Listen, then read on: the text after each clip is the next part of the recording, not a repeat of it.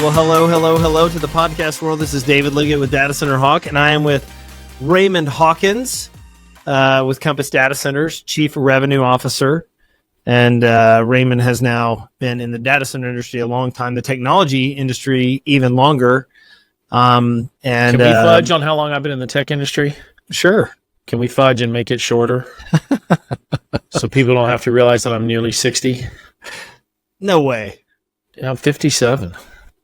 Well, that's you don't look 57. I've been in the data center business 15 years now.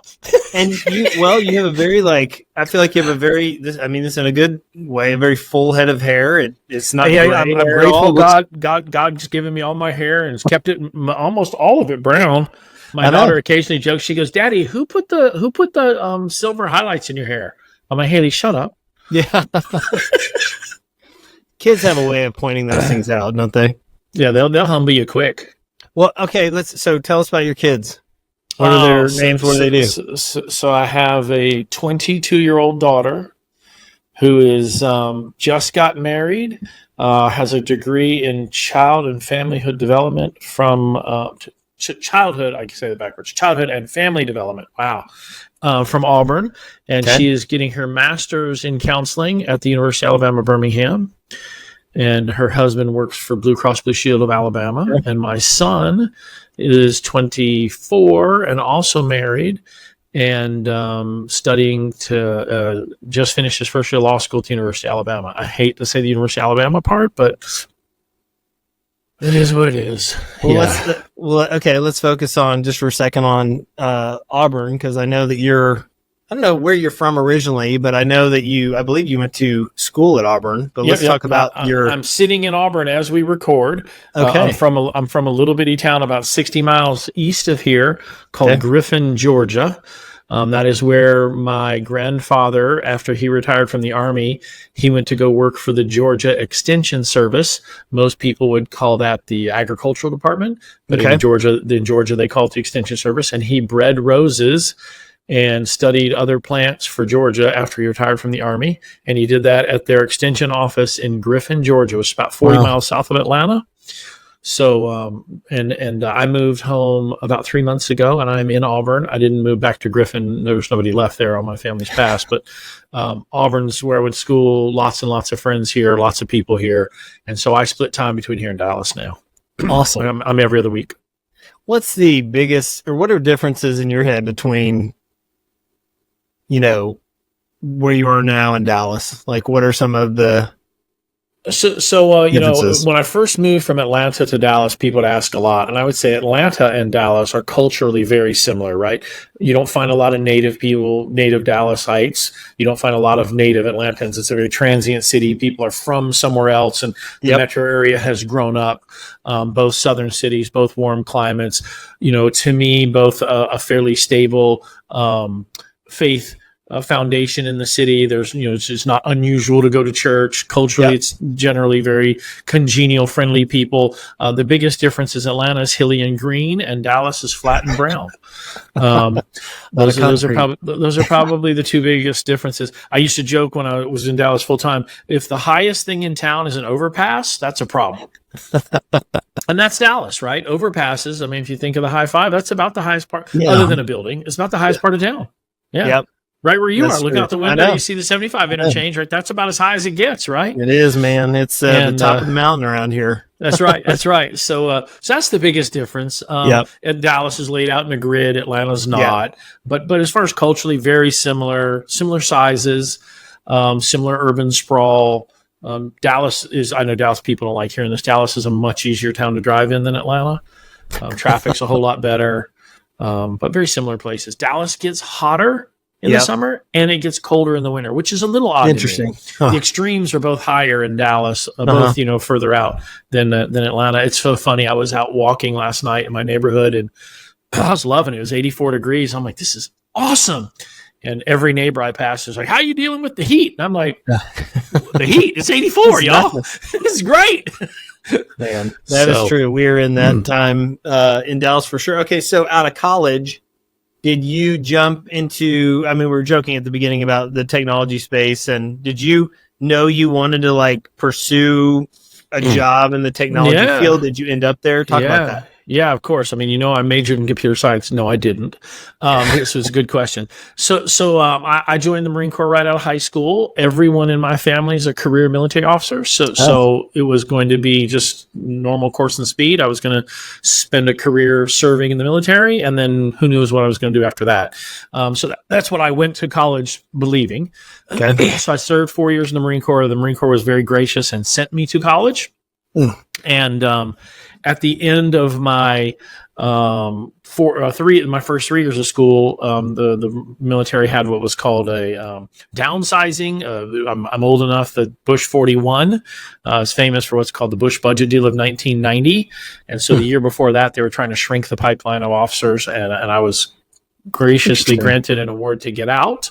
Okay. So I got out of the Marine Corps while I was still in college, and now I was like, now what? Well, now what do I do? And because I thought, I didn't need to plan a career. I'd gotten a degree in finance, and I was going to, be a Marine Corps officer. I didn't have any idea what I really wanted to do.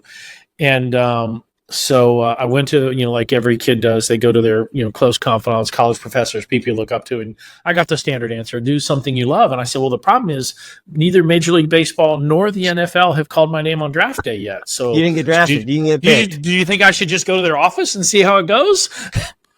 And they're like, no, I don't think that's going to work, Raymond. I'm like, darn it. Okay, well, you said do what I love. Nobody needs a 6 foot tall guy who can run a 5.2 40. Really? I mean, come on. And so that didn't work out. So I started a college football magazine back when there were still magazines in print. Huh. And that's what I did. And I did that my first 2 years out of school.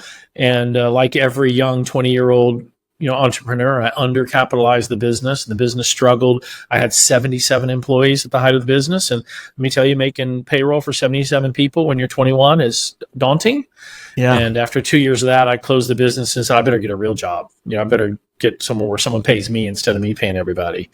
And I called the guy who I'd bought all my technology from and said, hey, man, this has not worked. I need to liquidate the business. I need to sell this stuff. Can you help me sell it? And he's like, well, why don't you come work for me? And that's how I got in the computer business in 1989. And what was the Mac going Lisa back to your? go ahead. Yeah. No, sorry. Go ahead.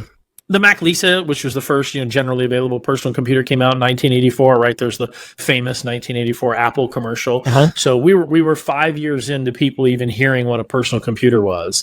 And my kids think this is hilarious. We would go to work every day and we have signs in the office that said, someday everyone will have a computer.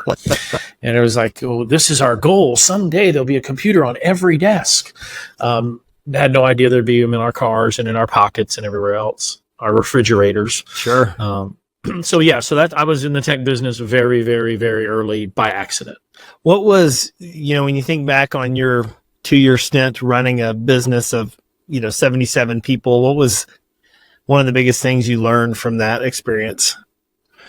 Man, some of the deep lessons from being the owner is the daunting responsibility of making payroll. I mean, payroll is a cash flow thing, right? Mm-hmm. How much money is in? Can we cover everybody's checks? I mean, 77 people every 2 weeks is a serious responsibility. Yeah. And frankly, at 21 years old, I was not prepared for it. It's funny. I'd raised here in the late 80s, I'd raised $472,000 to run the company.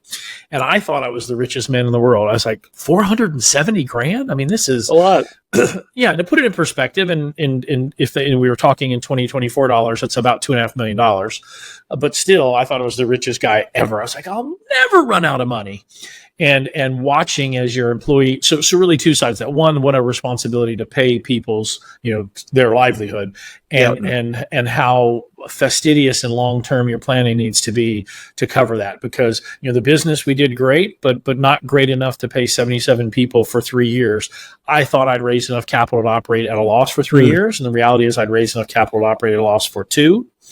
And that's just not long enough in the magazine business. So that's probably the biggest one, is how awesome the responsibility is, how important it is to long-term plan. What a commitment you make when you hire someone that you're going. I mean, they're depending on feeding their family and paying their mortgage and their car payment on you, and that's a weighty responsibility no matter what your age, and a very weighty responsibility for a 21-year-old. Yeah, it's kind of one thing, at least as my career has gone about, you look back at the way, whatever the experience is, whether it's in the business, whether it's in the technology business or other areas of work, and you start to, it's almost like this, painting that comes together of how these different experiences have impacted you along the way, and how they tie into like what you're doing now, Compass. You have people obviously that are working underneath you, and you're running the team there. And so just thinking about like how those experiences along the way have shaped you as a leader to lead, guide, care for, instruct, challenge people to be better, to do their best. It's kind of fascinating to see. I don't think you realize that until you obviously are a little older and can look back and think about those things. The business was a flurry, right? I mean, we were running hard for 2 years and change. And some of these lessons, to your point, David, I didn't learn until I turned around and looked back. So the day I noticed, so we had a fulfillment center, right? We were literally printing magazines. It's foreign to most people today, but we literally printed them and mailed them to people. And so we had a fulfillment center, and I had a pretty significant employee base in the fulfillment center. And let's be fair, it's a fairly entry-level position. And I remember on the day I let everyone know that we were closing the business down, there was a group of 6 middle-aged women that came up to me that day and just weeping, crying, saying, "Hey, we don't want to go work anywhere else. Is there anything you can do? This is where we want to work."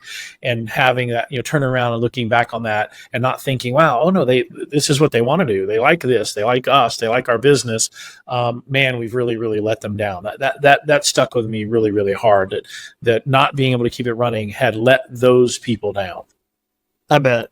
Yeah. The perspective that's probably helped put in your head as you've moved down or, grown in your career, I'm sure has been really helpful. And I don't know if there's been situations like that where you've had those conversations, in the past outside of your magazine company, but I would imagine those were really helpful in thinking through how to care for people, during those harder conversations. Yeah, I think it certainly galvanized for me that we try to think of the right way to say this. I think lots of people view having teammates as a means to an end. Hey, we've got a lot of work to do, and we need those people to help us get all this work done.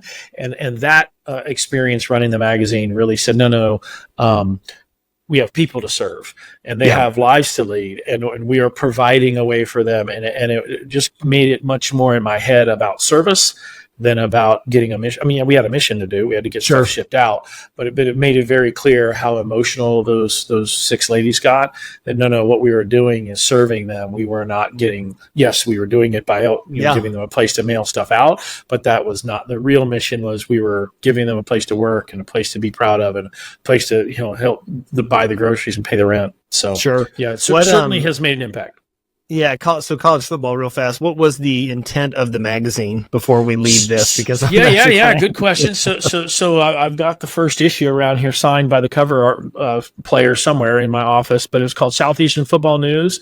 It was the SEC. This is, to put it in perspective, Roy Kramer, who was the commissioner of the SEC at the time, had just decided to take the SEC from 10 teams to 12. So that year we added South Carolina and Missouri first, South Carolina, Missouri.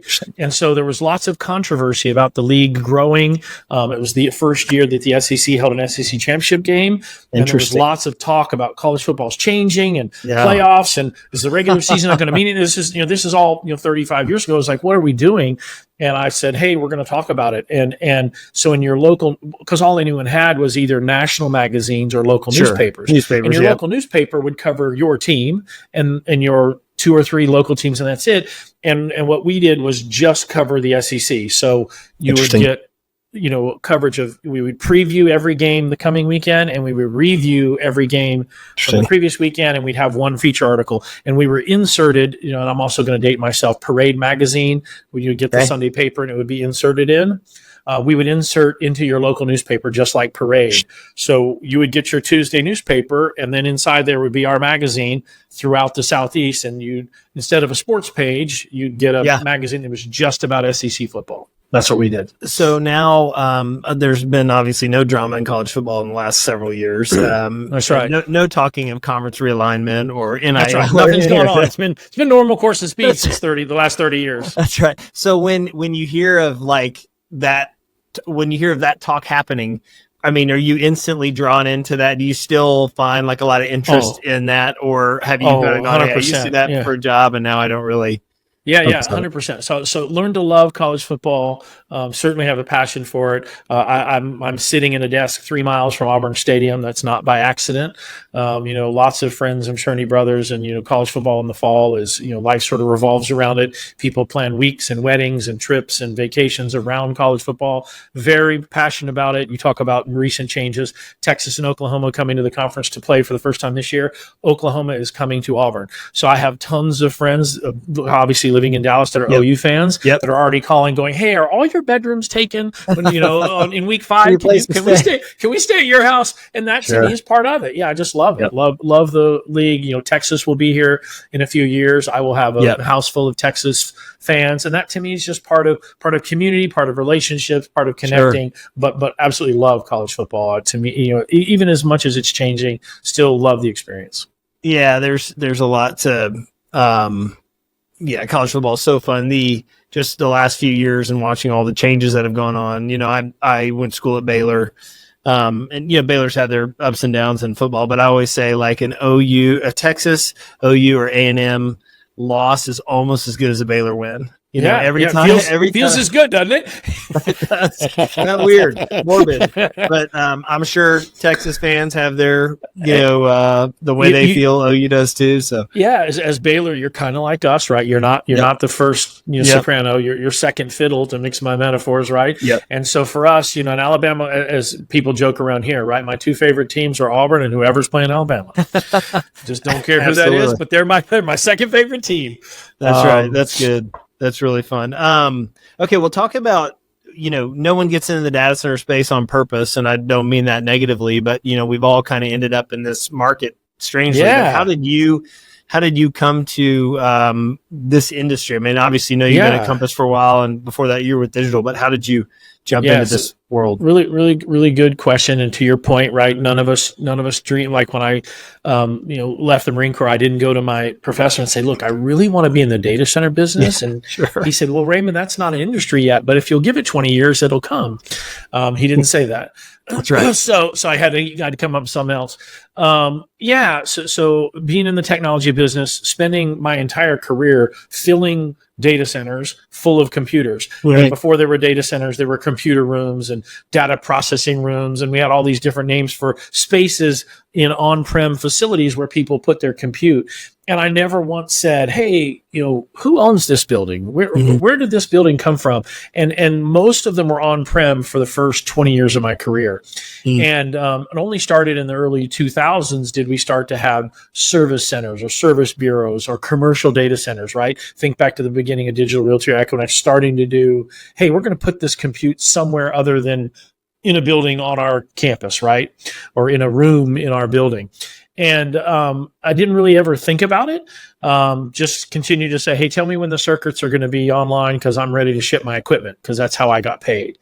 And I decided that, that industry got harder and harder and harder, the technology business, right? I got to be there at the beginning, and the Y2K explosion and the .com explosion, got to live through these incredible events that grew, frankly transformed, right? When I started work, where people didn't know what computers were. They literally, no one had them at work. No one. And so living through that, it got very difficult as the industry matured, kind of 25 years in, where it was no longer, "Hey, I'm so excited to get rid of my ledgers and put this on a computer." It started to be this war over, whose hard drive was fastest, whose network card was fastest, whose software did the right thing, and that got post the .com collapse, and post, which was kind of 0304, then post the financial collapse of 0809. The business got really, really dog eat dog, right? We quit having top line growth, and we just started buying our competitors, and that got really old. Buying competitors, and when you buy competitors in a in a business that you don't own the intellectual property, all you do is buy people and fire all their employees. And that got really, really old. And so I had a day where we bought a company, we integrated them. 6 months in, we called everybody into a big auditorium, and I fired 500 people in one day. And that was really, really awful. And I thought to myself, this is not a lot of fun anymore. Firing people and rolling their companies up and making them disappear was just not a lot of fun. And so partnered up with an executive search firm and said, hey, I'd like to do something different, and I'm not sure what.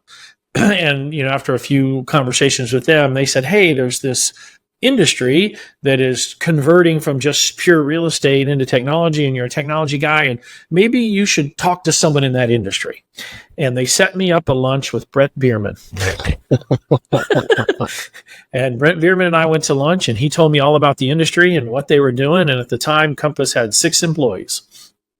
And I said, it was funny, we spent 3.5 hours at lunch. And I said, man, that sounds really awesome. This sounds like a neat industry and really, really cool. I said, but where I'm in today, I'm part of the leadership team for a $3.5 billion enterprise. And, my team's about 600 people. And I just don't think going in an outfit with 6 folks is probably the right step for me right now. And Bierman was super gracious and super nice and, really, really sold hard on the industry.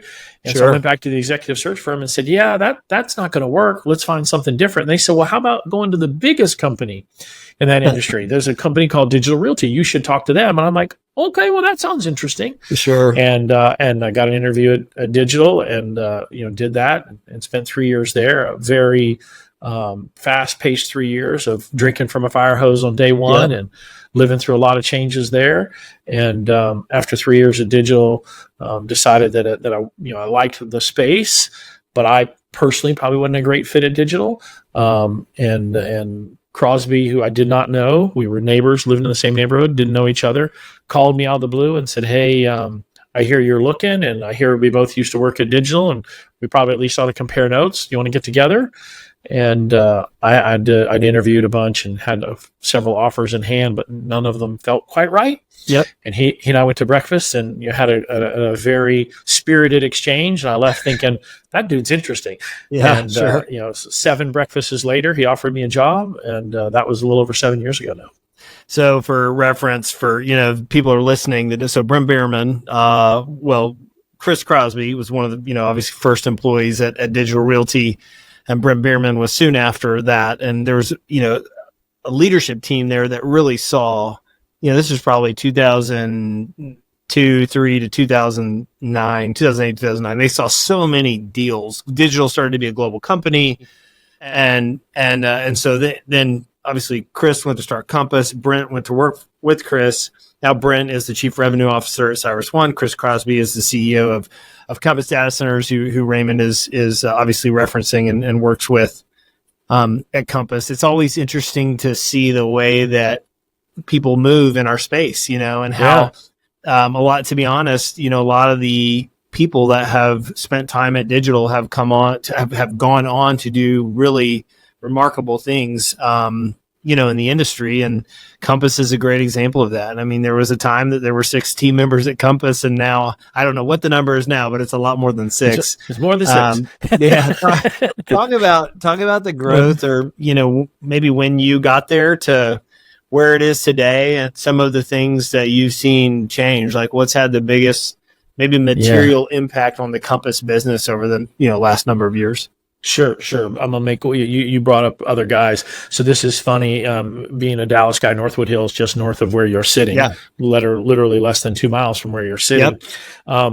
Myself, Andrew Schaap, CEO at Aligned, Adil Adalasi, Brent Bierman, Chris Crosby, and there's one other who I'm drawing a blank on. All 6 of us live within about 12 houses of each other at one point there in Northwood Hills. So kind of funny how that we've all since moved, but Adil's still there, but all the rest of it have since moved. But it was kind of funny at one point. All of us were literally 10, 12 houses apart from each other, and a lot of data center energy in that area for sure.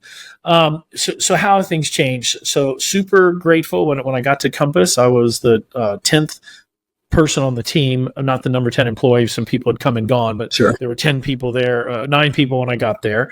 And Chris was really beginning to make the transition from the early vision of what he was building, and moving that vision up the customer stack, right? He'd done a handful of what we now call Skyfalls, which were single tenant, 1.2 megawatt facilities. We have some great early customers that largely operate those facilities as their independent co-location facilities where they fill customers. So think of people like TierPoint or Sextera, which Tech Sextera now, I forget the new name, but Cinco Square. Thank you. I knew there was a new one of that, so I'm a rev behind. Those kinds of customers who wanted facilities in certain markets, and there weren't facilities that were suitable to them, and so we would build them for them. And so we did the business did about a dozen of those. But when I got here, we were building our fifth Skyfall. So there are 4 Skyfalls up, and so we had about just shy of 6 megawatts of capacity in the world, and we were beginning to scale the business to say, hey, we've got to build bigger things. We've got to do this at a larger scale, and a couple of projects that we gotten involved in. Our next step up, a data center we now call the Thunderball, which is essentially 6 times the size, so it's 6 megawatts. Even that wasn't big enough, and that's when we decided, hey, we got to go up another notch, and that was to take that and make 6 of those, and that's what we call the Thunderball today. And so all of that is the first 18 months of me being at Compass. Of, hey, we've got these 1.2s, we've got these enterprise level customers, these co-location customers, and we're starting to engage with the cloud companies. And they're saying, go bigger, go faster, go bigger, go faster. And if I have to say one thing about, you asked about fueling growth inside Compass, is the business's willingness to listen and learn and change and let the market tell us.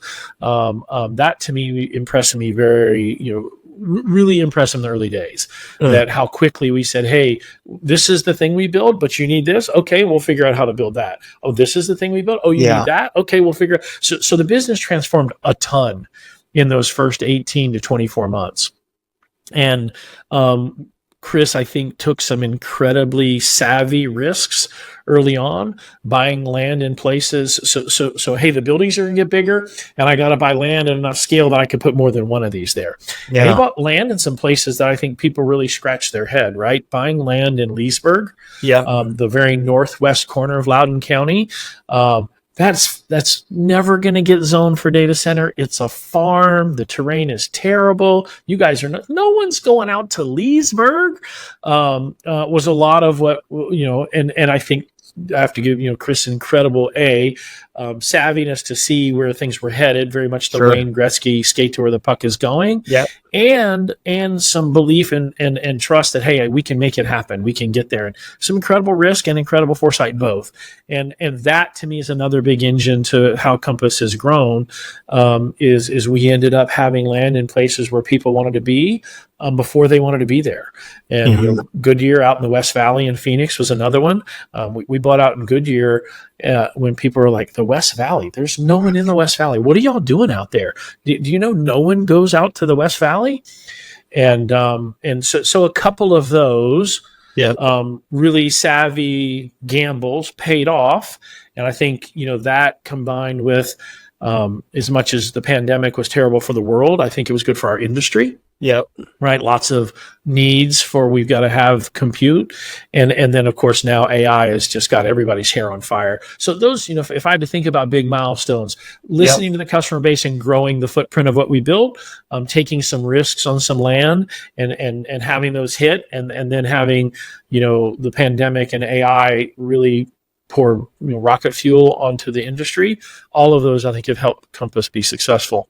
I'd like to think that we do a good job listening to our customers, but there's certainly been some wind at our back. Yeah, the listening to the customer piece. I don't like prior to starting datacenterHawk, I was at CBRE for 5 years, and I remember. I interacted at the time with data center operators, in kind of as the intermediary for the customers that CBRE had. And one of the key shifts in our space was during that period of time, a lot of our industry was so new and the products were so new that the customers were being put in front of the customers that there was this kind of like a tone or a spirit of this is how you do it. So customer, I understand what you might have what you might think the need is 1.8, but it needs to be 1.2 because it's got to fit in this data hall, and then because this is what I got. That's right. And so I think over time, I give a lot of credit to people like Chris and Compass team and others, because I think they realized that obviously the demand was growing significantly. And in order to meet that demand, you couldn't do it in the same engineered, industrialized view of our space that really grew the space to that next like summit. And then I think that what's taking it to the next one is obviously going, hey, listen, what do you need and where do you need it and how does it need to be deployed and what least structure does it need to be in? And do you want to buy there's been so much growth there. I think it's been a huge shift and a huge game changer. Yeah, I completely agree with you. There was without a doubt in the early days, it was, hey, you can have it wherever you want it, whenever you want it, in whatever shape you want, as long as it's where we've already built it. And it's exactly how we've built it. That's right. And it's when we've built it. Other than that, you can have everything you want. That's right.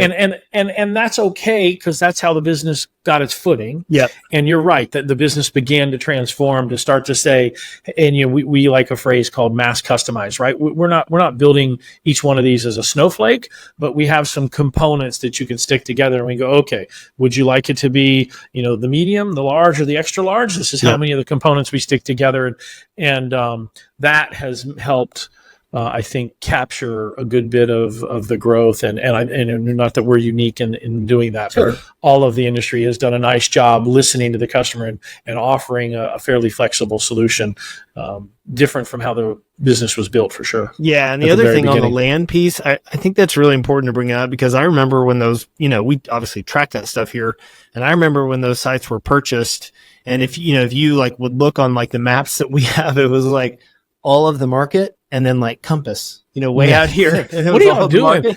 Yeah. Like a great example in you mentioned Goodyear.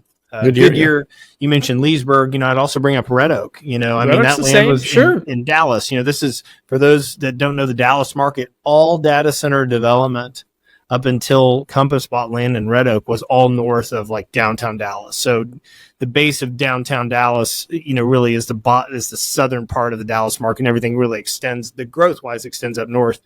And that's where all the data center development had taken place. And so Compass bought land, can't remember how long ago it was now, but and that obviously has been a very successful campus. And now if you want to know where the Dallas activity, the majority of it is happening right now, it is all in South Dallas. Yeah. So I give a lot of credit to Chris and the team for that. Okay, I want to switch gears for a second, because I'm sure people know this, but if they don't, Raymond is one of the best podcasters in the data center space, and as someone that has done this as well, I know the how much fun it is, how long it takes to prepare for some of this stuff, what it takes to do something really well. So your podcast is called Not Your Father's Podcast, but talk about the thought behind that and how that kind of came to be and what you're really like aim to do in that is. Yeah. So, well, thank you. My kids joke all the time. They say, Dad, you are the #1 data center podcast in all of Auburn, Alabama, which I think is pretty remarkable. Yeah. It's pretty remarkable. We've had a lot of research done on that to make sure that I can hold on to that top spot. That's great. Which is really good. It's important, which was part of the vision, is could we own East Alabama as a data center podcast? The idea was, as I spent time calling on these customers, most of the customers, to be candid, looked like you and didn't look like me, right? They weren't old white guys. They were younger, smarter guys and girls. And they didn't want to read white papers and research reports. They consumed the world via podcasts. Yeah. That's where they got lots of their information, lots of their news. And the thought was, hey, can we get in that environment and just say something interesting to people that are in the data center business, because there's a lot more of them with 30 handles than 50 handles. And let's just try to talk and have conversations. And so we just said, hey, we're going to talk to people in the business and just make it like we've gone to lunch together. And we're going to talk about business, very informal, but wanting to meet the customers where I thought they were going every day to, whether they were listening to podcasts about serial killers or podcasts about sports, that seems to be where people hung out. So that was the why we picked that channel or that medium. And then as far as the name, it was like, hey, the world is different. When I think about the data center in my world, they were all on-prem and they were all owned by the company who owned the building, right? IBM's data center was in their building and nobody else was in there but them. And the world has changed. And that was the idea of, hey, it's not your father's data center anymore. It's something different. And let's talk about something different. It's funny. I think I don't know how many episodes we're up to, a few hundred. They're all somewhat related to the data center business, meaning that we may talk about football, but we'll do it with 4 data center executives. We may talk about the Olympics, but we'll do it with 4 data center people. So it's all, we try to talk about things that we think are fun and interesting, but we try to do it with people in the business. And then we will have conversations about the business as well. We don't take ourselves very seriously, that's for sure. Yeah, well, to be honest, I think that's refreshing is probably why a lot of people enjoy it. So much of, I remember when we, this is probably 2018-ish, maybe decided to start doing this. It was really because I felt like our business didn't really market the people well. We marketed a lot of our people marketed the facilities and this and that, but no one could really get people to talk in a way that was, I don't know, easily just something that was easy to listen to. And you would think was, I think your word informal is a good one. It's like, it's a professional conversation. It's nothing, but it's relaxed and you can go different places with it. And I think that was really fun because we've got some incredible people in our industry. And, a lot of we should probably spend more time with the operational side of our business because the people that actually build, run, and operate these facilities are amazing, and their backgrounds and what's led them to the place where they can actually do this. I mean, I think people know probably on the podcast, but one of Raymond's projects, a small one of his projects is like $1 billion, like with a B. And so they have teams of people that are out there building these, putting them together, running them at the highest levels. Really sharp people. Are really interesting. Yeah, really sharp, really smart, really hardworking, really dedicated. And you bring it up, and I think this all the time. The operations people in our industry is a thankless job because selling them and promoting them and signing them and financing them, those are all the big dollars that everyone gets all excited about. But making that place run every day for the next decade, that's really hard. And making it run smoothly. And the people that do that are such dedicated professionals and such good people and such interesting people that's where I think the real value in the space comes. When you talk to people about our business, the front end gets talked about a lot, but it's running that thing 365 days a year flawlessly for years is where the real talent lies. That's great. Well, Raymond, thanks for taking the time to catch up with us. It's always fun to hear about kind of your passions and where you're spending time, but also the perspective you have on the space is really interesting, given that you're, tip of the spear for what's happening from a growth part of our market. So thanks again for taking the time and look forward to catching up with you on the next one. David, you guys do great work. We super appreciate getting to hang out with you and talk to you and the team both. It's awesome. Thank you, buddy.